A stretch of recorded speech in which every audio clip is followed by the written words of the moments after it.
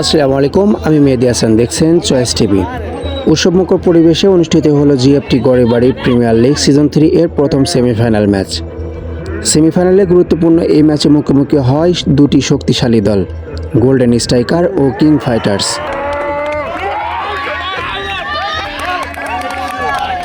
ম্যাচের শুরু থেকেই দুই দলই ছিল সতর্ক এবং জয়ের জন্য মরিয়া। মাঝমাঠে বল দখলে নিয়ে চলে দারুণ লড়াই। গোলের সুযোগ তৈরির পাশাপাশি দুই দলের রক্ষণভাগ ছিল বেশ সতর্ক, ফলে ম্যাচের প্রতিটি মুহূর্তে তৈরি হয় উত্তেজনাপূর্ণ। এরই মধ্যে ম্যাচের গুরুত্বপূর্ণ মুহূর্তে গোল দেখা পায় গোল্ডেন স্ট্রাইকার।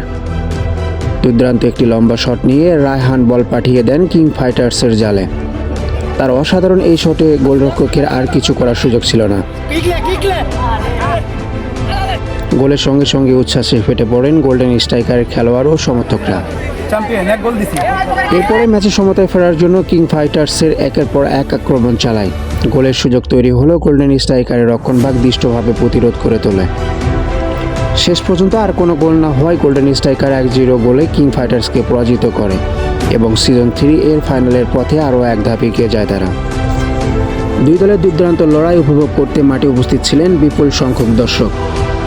পুরো ম্যাচ জুড়ে তাদের করতালি ও উচ্ছ্বাস খেলোয়াড়দের আরও উৎসাহ জুগিয়েছে।